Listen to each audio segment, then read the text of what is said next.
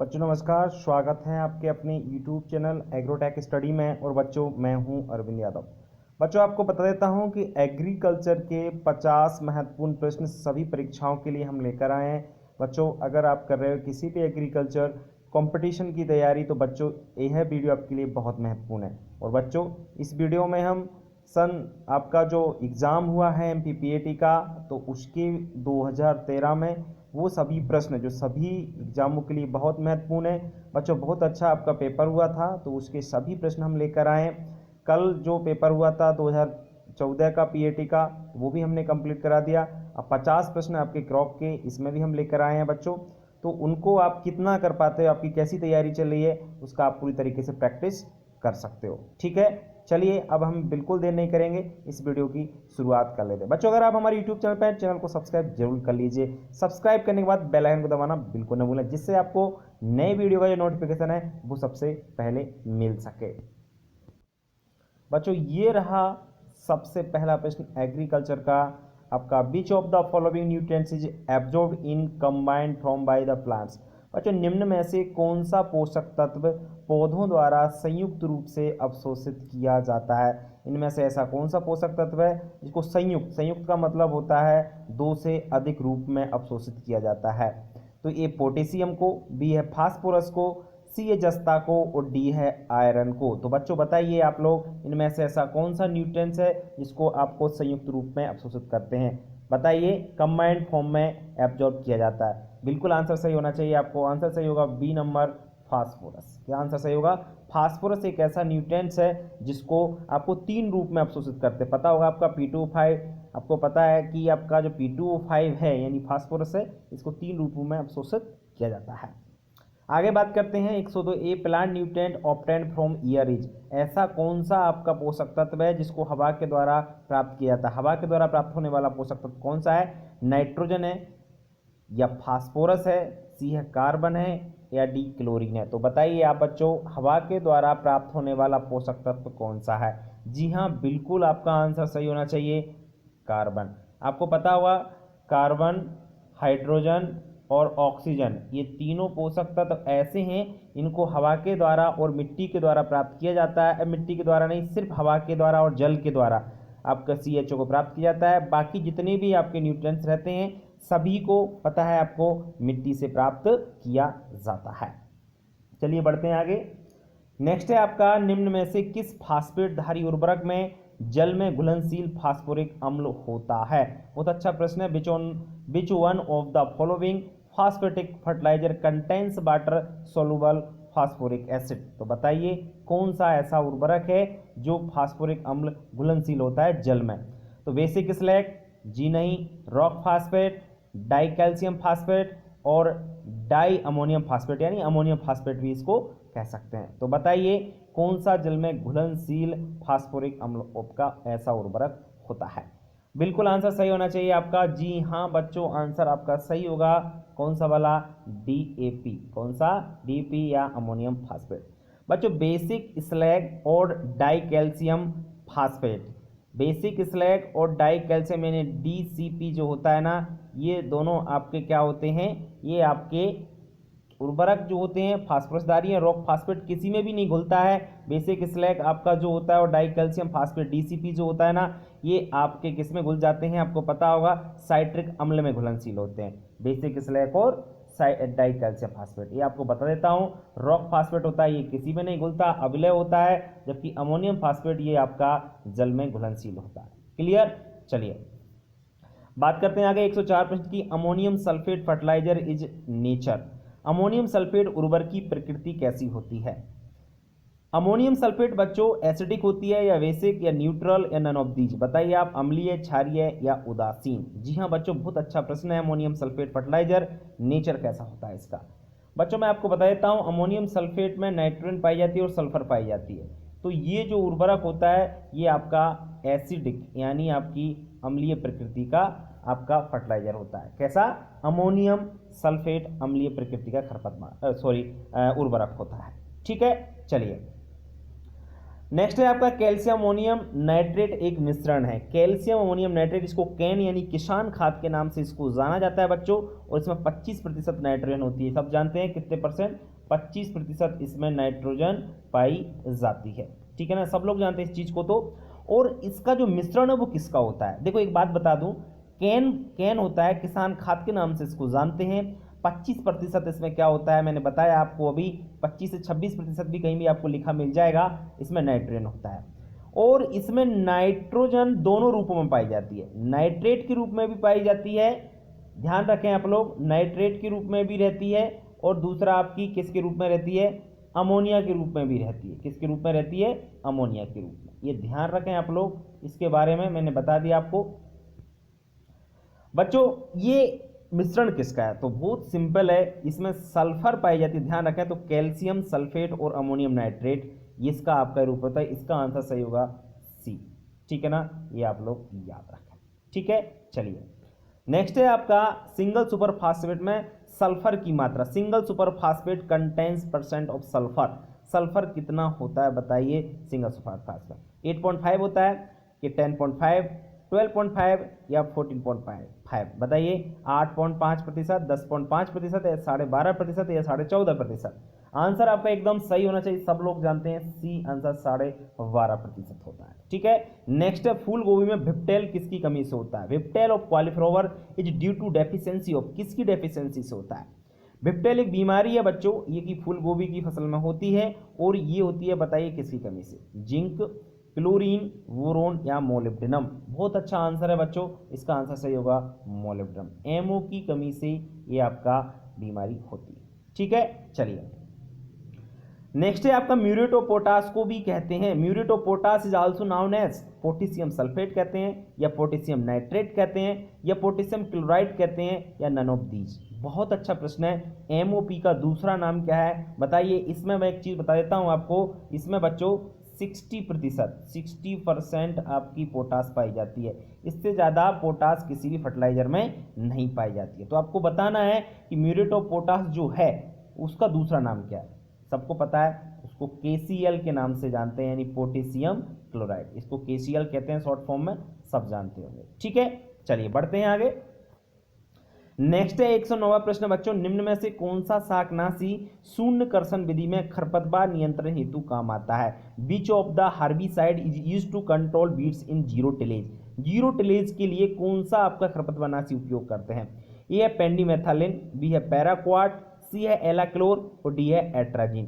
तो zero tillage सब लोग जानते हैं, जीरो टिलेज का मतलब होता है जहां पर बिल्कुल जुताई ना की जाती हो, कोई भी कृषि क्रिया नहीं की जाती हो, उसे हम जीरो टिलेज या शून्य कर्षण विधि कहते हैं। तो इसमें जो खरपतवार नियंत्रण के लिए प्रयोग करते हैं हम, वो कौन सी दवा प्रयोग करते हैं बताइए। कौन सी खरपतवारनाशी दवा का उपयोग करते हैं, विशेष याद रखना। पैराक्वाट जो होता है एक आपका नॉन सिलेक्टिव हर्बिसाइड होता है, नॉन जो कोई सिलेक्ट नहीं करता, कोई भी खरपतवार इसके उसमें आता है। तो कोई भी खरपतवार आपका, कोई भी खरपतवार नहीं, मैं तो ये कह सकता हूं कोई भी वनस्पति अगर इसके संपर्क में आता है तो वो खत्म हो जाता है। ठीक है ना, चलिए बात करते हैं हम आगे। 110 है प्राथमिक कर्षण का मुख्य उद्देश्य क्या है। The main objective of primary tillage. आपको पता है दो तरह की टिलेज होती है, प्राइमरी और सेकेंडरी। ठीक है ना, तो प्राइमरी टिलेज का जो मुख्य उद्देश्य होता है वो कौन सा होता है। फर्स्ट है आपका to open the compact of hard soil, सख्त मृदा को खोलना। बी है एक अच्छी बीज सैया तैयार करना। सी है खरपतवारों का नियंत्रण करना, और डी है खाद एवं उर्वरकों को मिलाना। बच्चों इनको जानने से पहले एक चीज जानना जरूरी है कि प्राइमरी टिलेज होता क्या है, प्राथमिक कर्षण होता क्या है। प्राथमिक कर्षण का मीन्स होता है बच्चों याद रखना कि किसी भी फसल को बुवाई से पहले जो भी क्रियाएं की जाती हैं, किसी भी फसल को बुवाई से पहले जो क्रियाएं की जाती हैं वो प्राथमिक में आती हैं, और बुवाई के बाद कटाई तक जो क्रियाएं की जाती हैं वो सेकेंडरी टिलेज में आती है, यानी द्वितीयक भू परिष्करण में आती हैं। ठीक है ना, तो इसका जो आंसर होगा वो याद रखें आप लोग, एक अच्छी बीज सैया तैयार करना, to prepare a good seed bed. ठीक है ना, तो आपका ये मुख्य इसका उद्देश्य होता है। बाकी खरपतवार बाद में नियंत्रण करते हैं, खाद उर्वरकों को बाद में मिलाते हैं, सख्त मृदा हो जाती है तो अब पपड़ी बाद में तोड़ी जाती है। ठीक है ना, चलिए नेक्स्ट है आपका तबेदार हल का प्रयोग किया जाता है। डिस्क प्लाव यूज्ड फॉर प्राथमिक कर्षण के लिए, द्वितीय कर्षण के लिए, अंतःकेहती के लिए, या इनमें से कोई नहीं। आपको पता होगा डिस्क प्लाव जो होता है ना, इससे हम गहरी जुताई करते हैं। तो गहरी जुताई गर्मियों में की जाती है, तो गर्मियों में की जाती है तो बुवाई से पहले की जाती है। जब बुवाई से पहले की जाती है तो क्या है वो, प्राइमरी टिलेज यानी प्राथमिक कर्षण के लिए इसका प्रयोग किया जाता है। नेक्स्ट है आपका क्षणिक खरपतवार का एक उदाहरण है, बड़ा अच्छा प्रश्न है। An example of ephemeral beads, ephemeral beads कौन सा है बताइए, फाइलेंथस फ्रेटरेंस है, ज़ैंथियम स्ट्रोमेरियम है, एविना फेटुआ है या फ्लेरिस माइनर। क्षणिक मतलब कुछ समय के लिए होने वाला खरपतवार कौन सा है, बहुत कम समय के लिए, ध्यान रखना ये आपका है कौन सा, ज़ैंथियम स्ट्रोमेरियम। ठीक है, कौन सा है, ज़ैंथियम स्ट्रोमेरियम। नेक्स्ट है आपका अमरबेल एक परजीवी खरपतवार, बहुत अच्छा प्रश्न है। कस्कटवा इज ये पैरासाइटिक वीड ऑफ टोबैको का, पर्लमेलेट का, ल्यूशन या ओट का, तंबाकू का है या बाजरा का है या रिजका का या जई का। अमरबेल, ध्यान रखें आप लोग, आंसर सही होगा इसका सी नंबर, रिजका। रिजका का ये बहुत ही खतरनाक खरपतवार है, परजीवी पैरासाइटिक खरपतवार है। ध्यान रखें 4 पैरासाइटिक खरपतवार होते हैं, जिसमें आपके जड़ वाले होते हैं दो आपके कौन से होते हैं, स्टेम वाले होते हैं। ठीक है, चलिए बात करें कि साइंटिफिक नेम ऑफ बरू। बरू घास होती है, सब लोगों ने देखा होगा, जो कि ज्वार की जैसी होती है। इसका बॉटनिकल नेम क्या है, इकोनाक्लोआ कोलोनम है या सोरगम हेलिपेंस है, साइनोडोडैक्टालान है या साइपरोटेंडस है। बहुत अच्छा प्रश्न है, जिसको याद है भाई आंसर दे पाएगा। आंसर सही होगा सोरगम हेलिपेंस, बिल्कुल ज्वार जैसा होता है, इसलिए आप यहाँ से थोड़ा सा इसे ट्रिक बना सकते हैं, याद करने का तरीका होता है। नेक्स्ट प्रश्न है बच्चों, निम्न में से कौन सा एक संपर्क कीट शाकनाशी है, कॉन्टैक्ट हर्बिसाइड बोला जाता है इसको। तो विच of the following is a contact herbicide, atrazine, alachlor, सिमाजीन और पैराक्वाट। बच्चों एट्राजीन और सिमाजीन ये तो आपकी सिस्टमेटिक हर्बिसाइड है, पैराक्वाट आपका नॉन सिलेक्टिव हर्बिसाइड है, तो बच्चा कौन, एलाक्लोर। तो याद रखें आपका जो कॉन्टैक्ट हर्बिसाइड है वो कौन सा है आपका, एलाक्लोर। ठीक है, ये आपको याद रहेगा। बढ़ते हैं आगे, नेक्स्ट है आपका खरपतवार विज्ञान अनुसंधान निदेशालय कहां पर है, directorate of Beed science research in located at, Bhopal में है या जबलपुर में है, सी इंदौर में है, डी ग्वालियर में। सब लोग जानते हैं, बताइए खरपतवार विज्ञान अनुसंधान निदेशालय कहां पर स्थित है। जी हां बच्चों, आपका आंसर क्या होगा इसमें, बिल्कुल सही होगा, जबलपुर में ये स्थित है। ठीक है, चलिए बच्चों जल उपयोग क्षमता अधिकतम होती है, water use efficiency maximum in किस पर होती है, रिंग मेथड पर होती है, चेक बेसन मेथड पर होती है, ड्रिप इरिगेशन या sprinkler irrigation. Water use efficiency, ऐसी कौन सी आपकी इरिगेशन का ऐसा मेथड है, जो सिंचाई का ऐसा कौन सा विधि है जिसमें पौधे अधिक से अधिक किसका उपयोग कर सकते हैं, पानी का। तो बताइए कौन सा मेथड होना चाहिए, रिंग विधि, क्यारी विधि, टपक सिंचाई या बौछारी सिंचाई। तो आंसर आपका सही क्या होगा, जी हाँ, आंसर होगा आपका टपक सिंचाई यानी ड्रिप इरिगेशन। इसमें हम सबसे ज़्यादा पानी का यूज कर पाते हैं पौधे। ठीक है ना, वाटर यूज एफिशिएंसी मैक्सिमम होती है टपक सिंचाई या ड्रिप इरिगेशन की। Next, drainage coefficient is expressed as, यानी जल निकास गुणांक प्रदर्शित किया जाता है किसको लेकर के, जल प्रसाव वर्ग मीटर 24 घंटा में क्षेत्रफल, या जल प्रसाव 24 घंटा क्षेत्रफल वर्ग मीटर में, घन मीटर में है तो 8 घंटा क्षेत्रफल घन मीटर में, जल स्राव घन मीटर 24 घंटे में बटे 24 घंटे में आपका, और क्षेत्रफल घन मीटर में। तो बताइए इसका जो आंसर है। तो बच्चों ये तो डाउटफुल प्रश्न है, इसका आंसर क्या होगा, ये तो मैं इसमें तो नहीं बता पा रहा हूँ आपको, इसका आंसर क्या होगा, थोड़ा डाउट में दे रखा है ये प्रश्न, क्योंकि जो जल निकास गुणांक होता है तो इसमें दे रखा है वाटर ड्रेन्ड ऑफ, इसमें मीटर क्यूब में भी देख रखा है, वैसे 24 हावर्स का होता है, तो वर्ग मीटर में मापते हैं। और पानी क्योंकि दो तरीके से क्यूसेक और क्यूमैक में दो तरीके से नापा जाता है, तो इसका आंसर मैं आपको कल दूंगा। बस इसका आंसर अभी गलत हो जाएगा अगर मैं कुछ दे दूं तो, फिर भी मैं आपको आंसर, वैसे इसका आंसर सी होना चाहिए, सी नहीं होगा क्योंकि 8 घंटा है, तो इसका आंसर आपको कल मिल पाएगा। आज के लिए मैं माफी चाहूँगा आपसे, ठीक है ना। चलिए नेक्स्ट है आपका मक्का आलू मूंग फसल की चक्र सघनता होगी। क्रॉप रोटेशन जो होता है आपका, क्रॉप रोटेशन सब लोग जानते हैं, मक्का आलू मूंग की फसल चक्र सघनता क्रॉप रोटेशन की बात कर रहे हैं ये, तो कितनी होगी बताइए आप, 100% होगी, 200% होगी, 300% या 400%। बिल्कुल आंसर सही है, मक्का आलू मूंग। देखिए इसका फॉर्मूला होता है क्रॉप आपकी जो क्रॉप होती है ना, जैसे मेरा तो फॉर्मूला है C//100, ठीक है ना, इसका एक फॉर्मूला होता है, ये याद रखना, क्रॉप की संख्या बटे ईयर्स इंटू 100, ये आपका क्या होता है, फॉर्मूला होता है।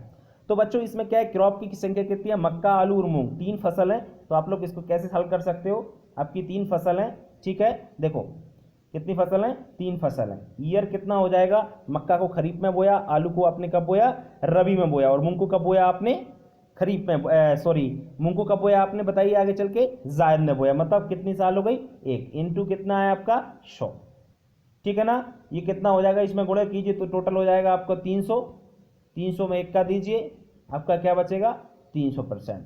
तो आंसर सही क्या होगा आपका 300%, ठीक है। कोई दिक्कत, क्रॉप की संख्या बटे ईयर की संख्या इंटू 100। एक ईयर है, आपको पता है मक्का को आप खरीफ सीजन में बोगे, आलू को कब बोगे आप लोग, रबी सीजन में, और मूंग को जायद सीजन में। एक साल हुआ कि नहीं हुआ, एक से ज्यादा तो नहीं हुआ, वो 3 फसलें हैं, तो बस आप आंसर दे दो, ठीक है। चलिए बढ़ते हैं आगे। पौधों को मृदा जल की उपलब्धता अधिक होती है, किस पर होती है, ability ability of soil water to plants is maximum at. तो आर्द्रता गुणांक पर, या मुरझान बिंदु पर, मृदा धारिता पर, या इनमें से कोई नहीं। सब जानते हैं इस चीज को कि जो फील्ड कैपेसिटी होती है आपकी, फील्ड कैपेसिटी, इस पर आपकी सबसे ज्यादा मृदा धारिता पर क्या होती है, पानी सबसे ज्यादा मिलता है, ठीक है।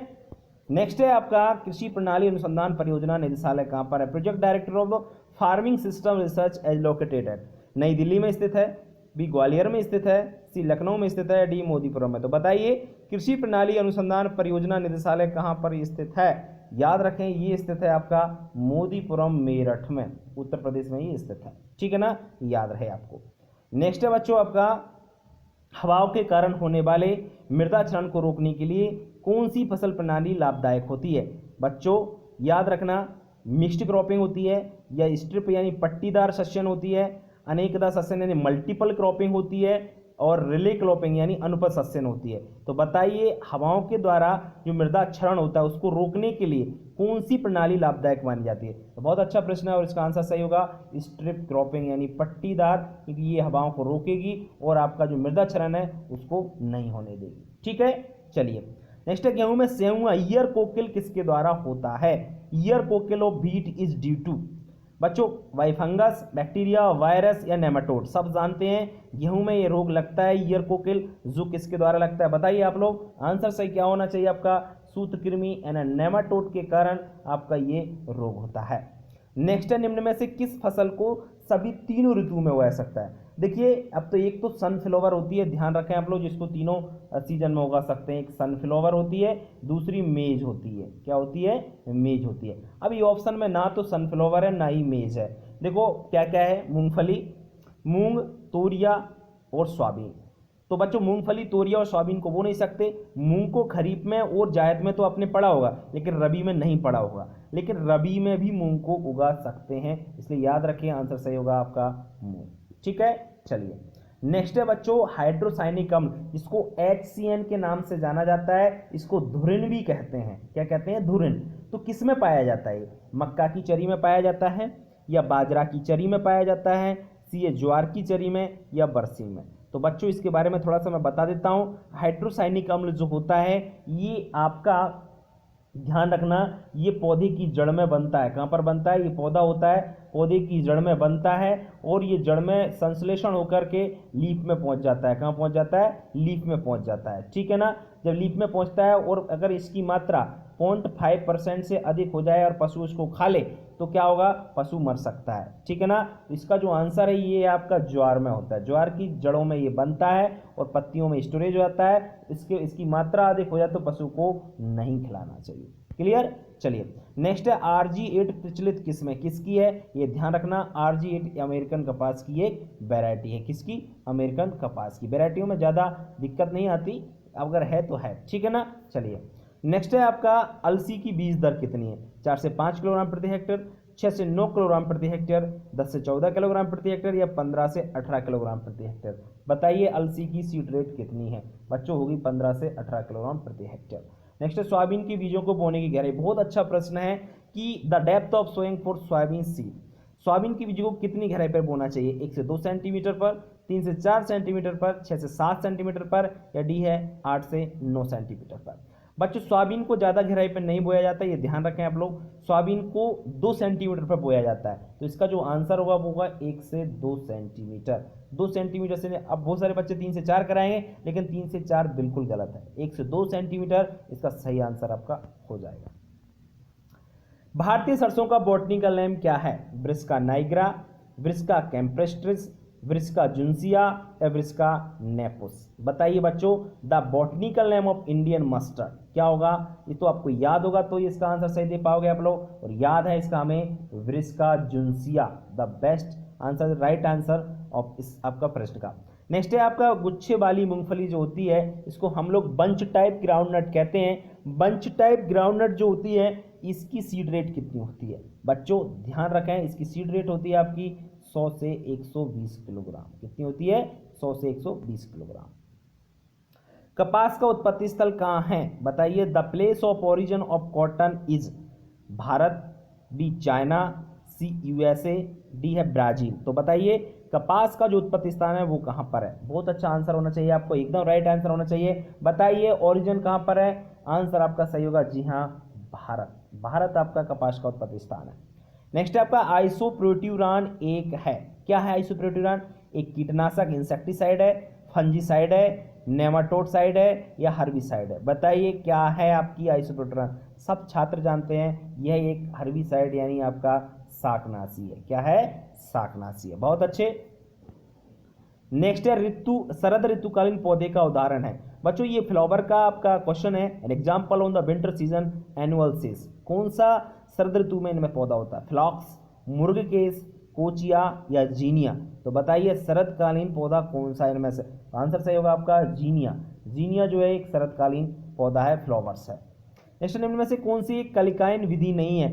बडिंग का कौन सा मेथड नहीं है? पैच बडिंग नहीं, साइड बडिंग, रिंग बडिंग या टी बडिंग? तो सब जानते हैं आपका जो साइड बडिंग है ये कोई बडिंग का मेथड नहीं है। बाकी टी बडिंग, आपका रिंग बडिंग और पैच बडिंग ये की जाने वाली क्या है? आपकी प्रोपेगेशन मेथड की मेथड है। ये प्रोपेगेशन मेथड है, इनके द्वारा हम दूसरा पौधा तैयार करते हैं। सब लोग इस चीज के बारे में जानते होंगे।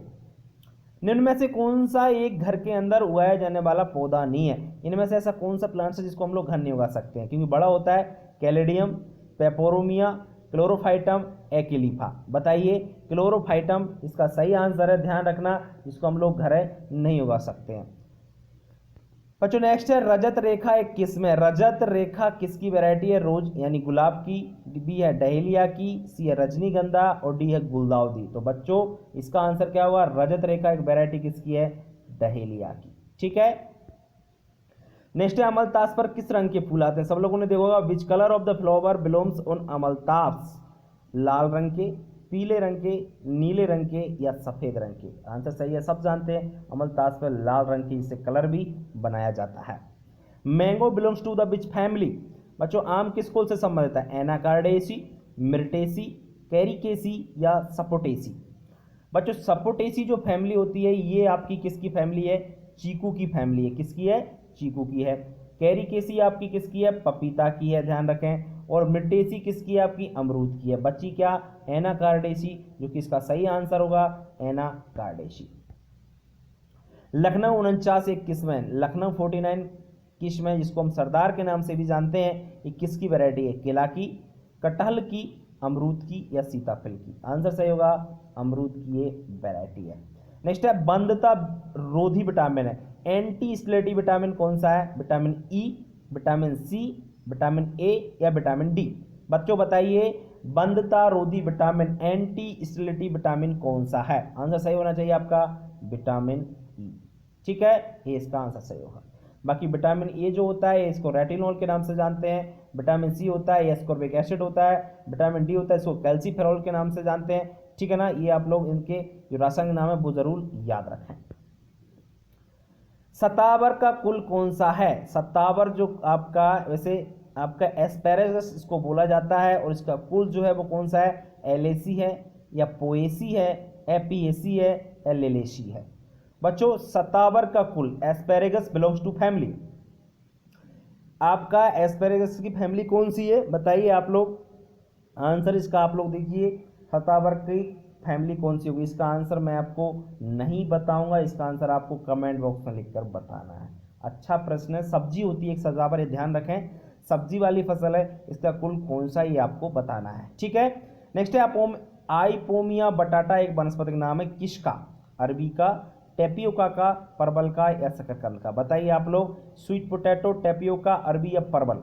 आंसर सही क्या होगा? जी हाँ, आंसर सही होगा आपका शकरकंद। क्या है? शकरकंद का आपका ये बॉटनिकल नाम है। ठीक है, चलिए। खीरा का वानस्पतिक नाम है, क्या है? खीरा जो होता है आपने देखा होगा, इसका उपयोग जनरली हम लोग सलाद के रूप में करते हैं। इसका बॉटनिकल नेम क्या है? कुकुमिस मैलो, कुकुमिस सटाइवस, कुकुर बीटा पी पैपो या बीटा बल्गेरिस? तो बताइए खीरा का आपका कुकुम्बर जो होता है आपका, इसका बॉटनिकल नेम क्या है? तो याद रहे, इसका बॉटनिकल नेम है कुकुमिस सटाइवस। क्या है आपका? Cucumis sativus the botanical name of cucumber. ठीक है, नेक्स्ट है आपका जैम में कम से कम कितने % चीनी हो? कम से कम 55%, बी है 68%, सी है 72% और डी है 78%। जैम में कम से कम चीनी होना चाहिए। बच्चों बड़ा कंफ्यूजन है, बहुत सारे बच्चे इसका आंसर दे रहे होंगे बी, लेकिन बी आंसर सही नहीं होगा, क्योंकि 68% जो होता है वो क्या होता है? ध्यान रखें, 68% TSS होता है जैम का। क्या होता है? TSS, टोटल सोलुबल सॉलिड होता है। लेकिन चीनी की बात कर रहे हैं मैं, तो चीनी की जो मात्रा है वो होना चाहिए 55% कम से कम। ठीक है, ये इसका आंसर सही होगा। आलू के कंदों को सुसप्तावस्था तोड़ने में प्रयुक्त रसायन कौन सा है? Chemical use to break dormancy of potato tuber. Potato tuber की डोरमेंसी पीरियड को तोड़ने के लिए कौन सा केमिकल यूज करते हैं बच्चों? ए साइट्रिक एसिड का प्रयोग करते हैं, बी सोडियम थायोसल्फेट का, सी है कैल यूरिया का, और डी है थायूरिया। तो बताइए आलू के कंद की डोरमेंसी तोड़ने के लिए किसका उपयोग करते हैं? आंसर एकदम आपका सही होना चाहिए। किसका उपयोग करते हैं बताइए? आंसर सही है डी, थायोरिया का। बहुत अच्छे, बढ़ते आगे। चिकनी तोरई का बॉटनिकल नेम क्या है? चिकनी तोरई जो होती है इसको गिलकी बोलते हैं। Botanical name of the sponge gourd, luffa acutangula, luffa cylindrica, lagenaria siceraria या मेमोडिका करेंशिया? तो बताइए चिकनी तोरई जो होती है इसका बॉटनिकल नेम क्या होता है? आंसर सही होना चाहिए। चिकनी होती है बिल्कुल सिलेंडर जैसी, सिलेंडर चिकना होता है ना, तो आप इस तरीके से याद रखोगे, लूफा स्लैंड्रिका, ये बॉटनिकल नेम है चिकनी तोरई का। नेक्स्ट प्रश्न है सिपिंग फीवर या गलघोटू रोग का प्रमुख लक्षण क्या है? सिपिंग फीवर जो होता है, principal symptoms of haemorrhagic septicaemia अथवा सिपिंग फीवर इज, क्या है बताइए? गले तथा सांस के साथ नहीं होगा या सांस होना चाहिए। गले तथा सांस के मांस में दर्दनाक सूजन, साथ के और कान से द्रव का स्राव, रुक का तथा गंधयुक्त दस्त या एन का सूजना? बच्चों ये आंसर सही है आपका पहले वाला। जब गलघोंटू रोग होता है तो गले में सूजन आ जाती है और दर्दनाक आपकी वो सूजन हो जाती है। ठीक है, चलिए। नेक्स्ट है खुरपका मुंहपका जो रोग होता है, इनमें से कौन सा प्रभावी रोकथाम उपाय है? जानवरों का अलगाव यानी अलग अलग करना, घाव को 1% कॉपर सल्फेट या फिनाइल से धोना, अति संयोजी टीका या ये सभी? तो बच्चों इसका आंसर सही होगा आपका, क्या होगा?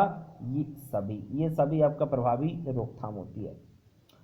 149 प्रश्न है बच्चों, थनैला रोग किस प्रकार का रोग है? खनिज लवण की कमी से होता है, मिनरल डेफिशिएंसी, नॉन ट्रांसफरेबल न फैलने वाला रोग है, गले की सूजन वाला, थ्रोट स्वेलिंग है या नन ऑफ दीज? तो इसका आंसर सही होगा नन ऑफ दीज, इसमें से कोई सा भी नहीं, क्योंकि थनैला रोग है एक बैक्टीरिया से होने वाली बीमारी है आपकी, और एक भयंकर बीमारी हो जाती है जो कि बैक्टीरिया से होती है आपके। ठीक है ना, स्टेप्टोकोकस आपका जो बैक्टीरिया होता है उसके द्वारा ये बीमारी होती है पशुओं में। लास्ट प्रश्न है आपके इस वीडियो का, लंगड़ी बुखार जिसको ब्लैक क्वार्टर के नाम से जाना जाता है, ये किससे होता है? ब्रूसेला जीवाणु, बी है पास्चुरेला जीवाणु और सी है क्लास्ट्रीडियम जीवाणु? इनमें से कोई नहीं। आंसर सही होगा आपका क्लास्ट्रीडियम जीवाणु। क्लास्ट्रीडियम सोबियाई नामक आपका जीवाणु बैक्टीरिया होता है, उसके द्वारा ब्लैक क्वार्टर नामक ये बीमारी आपकी लंगड़ी बुखार ये आपका होता है। तो बच्चों वीडियो कैसा लगा ये कमेंट बॉक्स में लिखकर जरूर बताएं। आपने कितने प्रश्न किए ये लिखकर आप जरूर बताइए, कमेंट बॉक्स में जरूर बताएं कि आपने कितने प्रश्न हल करवाए। तो बच्चों आज के लिए इतना ही, कल फिर मिलेंगे। आज तब तक के लिए नमस्कार।